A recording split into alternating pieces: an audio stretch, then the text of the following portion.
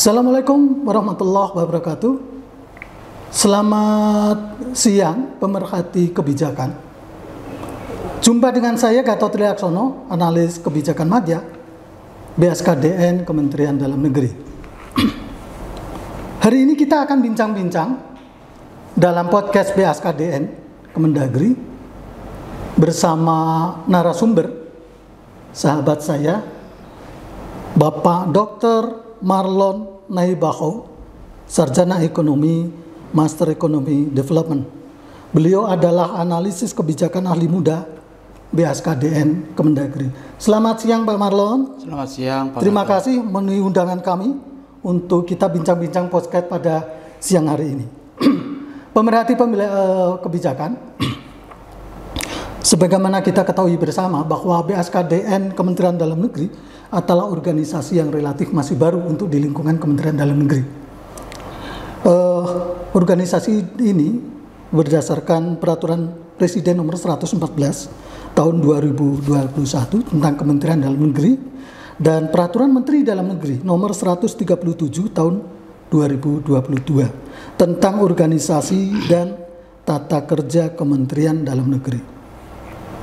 Nah, BSKDN Kementerian Dalam Negeri saat ini sedang berproses menggawangi 4 indeks, yaitu Indeks Kepemimpinan Kepala Daerah, Indeks Tata Kelola Pemerintahan Daerah, Indeks Pengelolaan Keuangan Daerah, dan Indeks Inovasi Daerah atau IGA. Dari 4 indeks ini relatif yang gaungnya sudah berjalan masih beberapa tahun ini adalah Indeks Inovasi Daerah. Sedangkan 3 indeks kita masih berproses untuk penyempurnaan. Pak Marlon, ya. Terkait dengan data Indeks Kepemimpinan Kepala Daerah, Pak Marlon, kami ingin lebih jauh mengupas apa latar belakang dan urgensi pentingnya Indeks Kepemimpinan Kepala Daerah. Apa maksud, tujuan, dan manfaat yang diharapkan? Silakan Pak Marlon. Baik, terima kasih Pak Gatot. Adapun urgensi atau pentingnya IKKD ini untuk melihat peran kepala daerah itu dalam peningkatan kinerja penyelenggaraan pemerintah daerah. Peran penting di sana yaitu kepala daerah itu sendiri, yaitu di mana kepemimpinannya perlu kita lihat untuk mengetahui sejauh mana peran kepala daerah dalam rangka penyelenggaraan pemerintahan daerah. 2, untuk melakukan penilaian terhadap kepemimpinannya, Menteri Dalam Negeri mengamanatkan Permendagri nomor 38 tahun 2020 tentang Indeks Kepemimpinan Kepala Daerah, di mana di sana diamanatkan bahwa untuk mengukur indeks kepemimpinan kepala daerah itu perlu menggunakan secara elektronik untuk menghilangkan subjektivitas penilaian, karena memang Pak Menteri itu inginnya supaya apa yang kita nilai tidak tanda kutip tidak karena like dislike, tapi di sana Pak Menteri itu mengukur secara objektif melalui indeks yang kita bangun melalui aplikasi Indeks Inovasi Daerah, Kepemimpinan Kepala Daerah. Lalu amanat Undang-Undang Nomor 23 Tahun 2024 tentang pemerintahan daerah perlu dilakukan penyusunan indeks dan penilaian. Di amanat Undang-Undang 23 di pasal 381 jelas di sana disebutkan bahwa kita diberi amanah untuk melakukan pengukuran dan penilaian kepemimpinan kepala daerah itu sendiri. Adapun tujuannya adalah ada 5 ini tujuannya. 1, mengukur dan menilai kepemimpinan kepala daerah dalam memimpin penyelenggaraan pemerintah daerah. Lalu ada yang kedua, menetapkan kepala daerah terbaik dalam memimpin penyelenggaraan pemerintah daerah. Yang ketiga, memberikan penghargaan kepada kepala daerah terbaik dalam memimpin penyelenggaraan pemerintah daerah. Keempat, melakukan publikasi atas hasil pengukuran dan penilaian kepemimpinan kepala daerah. Dan kelima, memotivasi kepala daerah dalam meningkatkan kinerja penyelenggaraan pemerintahan daerah. Itu tujuannya Pak Gatot. Makasih. Baik, Pak Marlon, saya tertarik Pak Marlon terkait dengan Indeks Kepemimpinan Kepala Daerah. Ternyata sudah ada regulasi ya regulasinya, yaitu Peraturan Menteri Dalam Negeri Nomor 38 Tahun 2020. Ya, betul. Artinya sudah relatif hampir 4 tahun kita berjalan ya. Apakah sudah dilakukan sosialisasi Pak kepada Pemda setempat? Baik. Silakan Pak. Baik Pak Gatot. Memang sosialisasi lahirnya Permendagri ini di tahun 2020. Ya. Di bulan Desember waktu itu kita sudah melakukan sosialisasi melalui Zoom ya, virtual. Dipimpin langsung oleh Pak Kaban. Ya. Dan partisipannya mencapai 795 orang. Oleh karena itu Pak Kaban sangat senang karena daerah antusias. Daerah itu ternyata pengen juga mendapatkan pemimpin yang terbaik untuk menyelenggarakan pemerintahan daerah itu sendiri. Lalu sosialisasi sering juga kita lakukan. Di tahun 2021 kita mengundang daerah juga untuk ke Jakarta. Kita sosialisasikan juga, bahkan sampai turunan dari Permendagri itu Pak Gatot, kita membangun pedoman umum. Di mana turunan Permendagri itu BSKDN sekarang akan setelah menyusun pedoman umum untuk teknis pelaksanaan pengukuran nantinya. Lalu di 2023 kita juga sudah melakukan sosialisasi, mendatangkan narasumber dari teknis, bagaimana mengoperasikan nantinya aplikasi ini dan metode-metodenya seperti apa dan tahapannya seperti apa, kami sudah sosialisasikan. Sementara itu dulu Pak Gatot, di tahun 2023, nanti 2024 silakan lagi ditanya, bisa saya jelaskan. Pak Marlon, tadi regulasi Permendagri kemudian sudah ada turunan pedoman ya. Pedoman umum. Di dalam sosialisasi, bagaimana pendapat Pak Marlon? Apakah ada respon dari kawan-kawan di Pemda? Ada masukan? Mungkin ada hal yang perlu menjadi bahan evaluasi dari Permen itu? Barangkali ada ide atau gagasan yang disampaikan oleh kawan-kawan di daerah. Silakan Pak Marlon, bisa disampaikan. Baik, kami tim pelaksana telah mendengarkan masukan dari daerah. Memang ini sangat berdampak bagi ASN sendiri, khususnya Balitbangda dan sebutan lainnya Rencana. Kekhawatiran mereka itu sebenarnya apabila kepala daerahnya dapat nilai buruk misalnya, mereka akan berdampak dipindah kemana gitu ya, atau tidak mendapatkan insentif gitu ya. Itu dulu yang pertama. Namun setelah kita jelaskan, karena memang ini bukan OPD-nya yang ditanyakan, tapi yang kita tanyakan itu masyarakat, di mana keterwakilan masyarakat itu ada dari ASN juga ada, tokoh masyarakat ada, akademisi ada, lalu Dewan Persnya ada, lalu lembaga bisnis menengah ke bawah juga ada, lalu ada juga DPRD, karena partner kepala daerah perlu kita tanyakan juga, sehingga responden itu tidak hanya Balitbangda, sehingga nggak perlu khawatir.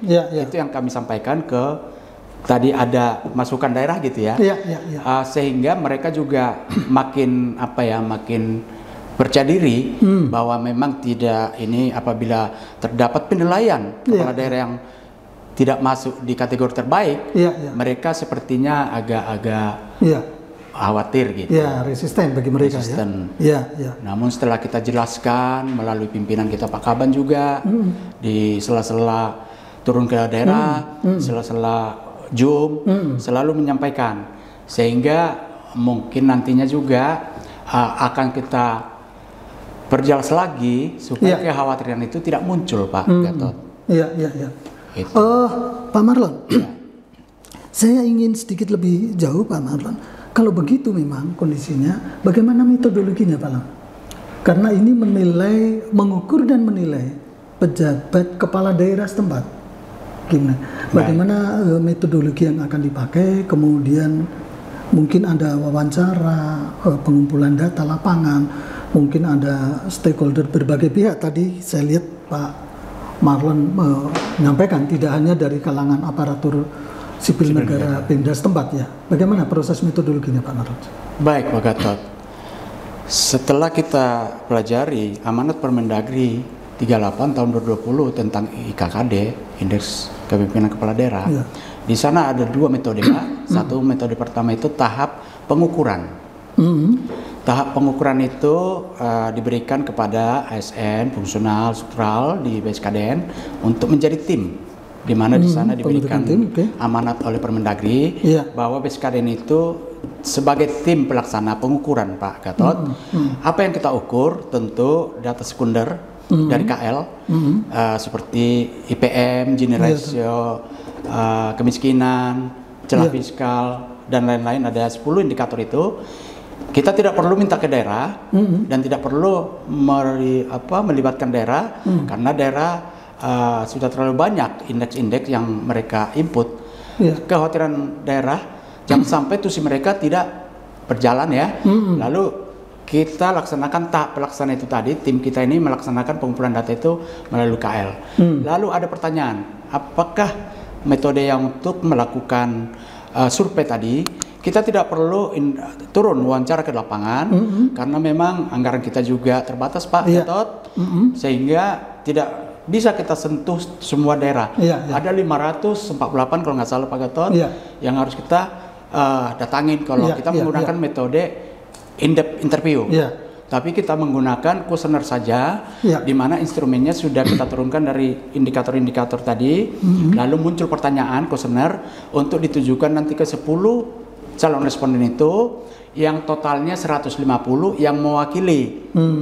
ASN-nya ada, tokoh masyarakat ada, DPRD-nya ada, yang 10 tadi. Itu akan kita sampaikan kuesioner melalui aplikasi Pak Gatot. Jadi nanti kita sebar melalui PIC yang ada di Balitbangda atau sebutan lainnya seperti Berida, link kita ke sana. Nah, sehingga mereka mengirim calon responden ini. Begitu kita dapat 150 Pak Gatot dari daerah, lalu aplikasi akan mengacak. Kenapa perlu diacak? Untuk takutnya di PIC mengintervensi jawaban-jawaban yang ini aja jawaban-jawaban yang membuat jadi subjektif ya, tidak mendapatkan respon dari daerah itu mengukur secara objektif kepala daerahnya sendiri. Lalu tipe yang ketiga ada juga kita sedikit bukan merepotkan saya rasa karena ada hubungan kita dengan Balitbangda ya Pak ya, Berida, tentu mereka juga perlu terlibat untuk mengupload Pak Gatot, mengupload penghargaan-penghargaan kepala daerah. Supaya mereka menguploadnya melalui sistem tadi yang kita bangun, aplikasi tadi. Jadi mereka tidak perlu datang ke Jakarta Pak Gatot, cukup diupload, nah sudah masuk di di aplikasi kita gitu. Karena kenapa perlu juga kita butuh ya. Kalau kita menilai kepala daerah, kita hanya dari kebijakannya. Seperti IPM itu data sudah ada. Tapi bagaimana supaya masyarakat juga dapat menilai kepemimpinan kepala daerahnya, tentu kita butuh daerah juga memberikan masukan ke kita Pak. Jadi terjadi tidak top down tapi ada juga bottom up-nya dan expert judge-nya gitu. Tentu penilaiannya, tim penilai itu nanti ada 11 orang Pak yang ditetapkan oleh Pak Menteri Dalam Negeri, tim penilaian nantinya.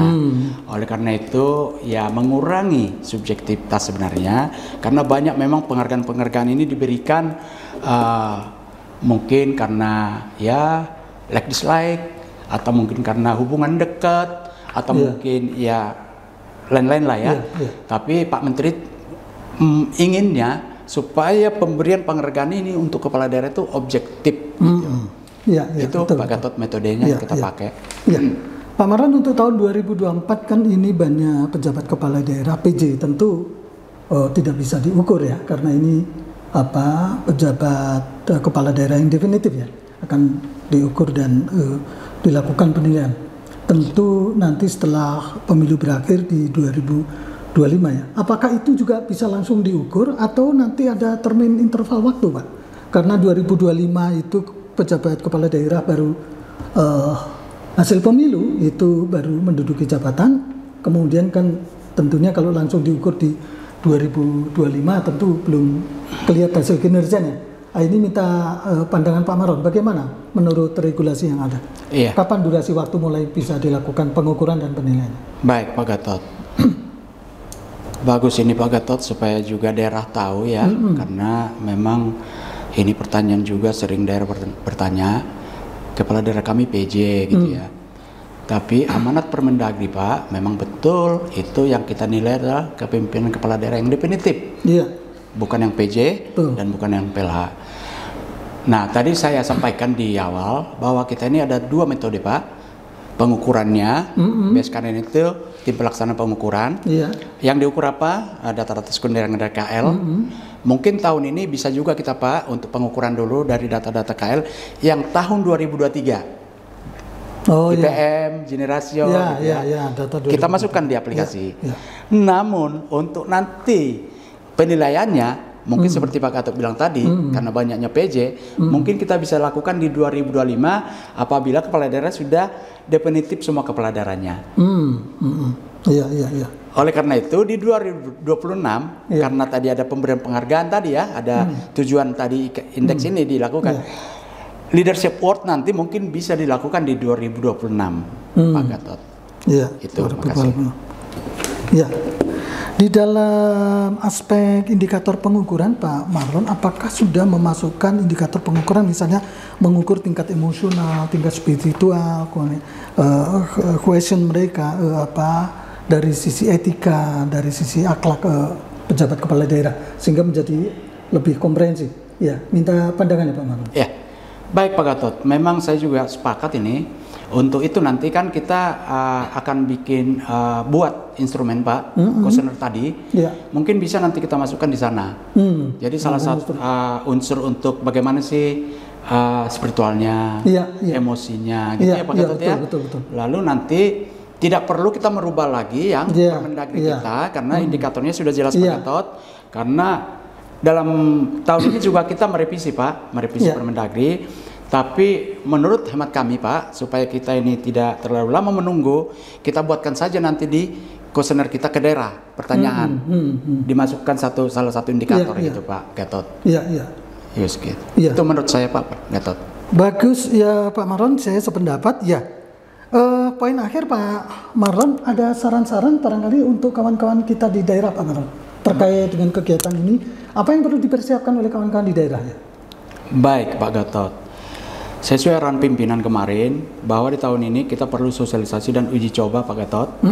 Oleh karena itu kami berharap Pak tim pelaksana supaya daerah itu menyiapkan rencana nanti untuk uji coba. Tentu aplikasi kan perlu kami bagi kuesioner tadi Pak untuk uji coba ya, belum ke penilaian. Nah karena uji coba kita juga pengen tahu sejauh mana sih respon masyarakat ini gitu ya, menjawab pertanyaan-pertanyaan apakah mereka mampu untuk menjawab terhadap kepemimpinan kepala daerahnya gitu. Jadi di sini tahun ini perlu sebenarnya kita lakukan itu Pak Gatot, supaya di 2025 nanti aplikasi ini sudah friendly, sudah tidak lagi menganggap sulit gitu ya, atau merepotkan gitu. Jadi itu harapan pimpinan kita kemarin Pak Kaban, supaya tahun ini kita perlu melakukan sosialisasi dan uji coba aplikasi itu sendiri Pak Gatot. Baik, makasih, menarik Pak Marlon. Pemerhati kebijakan, ini bincang-bincang kita singkat tentang indeks kepemimpinan kepala daerah. Satu hal yang menarik yang disampaikan oleh Pak Marlon dari diskusi kita, bahwa pengukuran kinerja kepemimpinan kepala daerah menjadi penting. Menjadi bagian umpan balik bagi kepemimpinan kepala daerah untuk melihat dari sisi kelemahan dan kekurangannya. Pak Marlon tadi banyak hal yang disebutkan. Jadi bagi yang bersangkutan, indeks kepemimpinan kepala daerah itu justru menjadi feedback, menjadi umpan balik untuk meningkatkan kinerjanya menjadi lebih optimal. Nah ini barangkali kawan-kawan di daerah kami mohon supporting dukungan dari Bapak Ibu pemerhati kebijakan yang ada di manapun di daerah untuk mari kita bersama-sama dengan BSKDN untuk melakukan penguatan di dalam kebijakan penyusunan indeks kepemimpinan kepala daerah. Menutup sesi bincang-bincang diskusi pada podcast yang hari ini, kami sampaikan bahwa Bapak Ibu sekalian pemerhati kebijakan, bahwa hidup itu merupakan perjuangan. Perjalanan merupakan suatu pembelajaran. Apabila tidak ada pengorbanan, maka lambat laun kita akan makin tersisihkan. Terkadang kita diuji bukan untuk menunjukkan kelemahan, akan tetapi untuk menemukan kekuatan yang sebenarnya kita miliki. Menutup ini, bahwa dalam hidup kita harus mampu menentukan sikap, sebab hanya dengan sikap maka kita akan mampu bertahan di tengah kuatnya badai ujian. Pak Marlon, terima kasih bincang-bincang siang hari ini. Ya, sehat selalu Pak Marlon. Sama-sama. Bapak Ibu pemerhati kebijakan, demikian bincang-bincang podcast PSKDN Insek pada siang hari ini. Terima kasih atas atensinya dan mudah-mudahan apa yang kita bincangkan siang hari ini memberikan manfaat untuk kita semua. Kami akhiri. Wassalamualaikum warahmatullahi wabarakatuh. Kami pamit undur diri.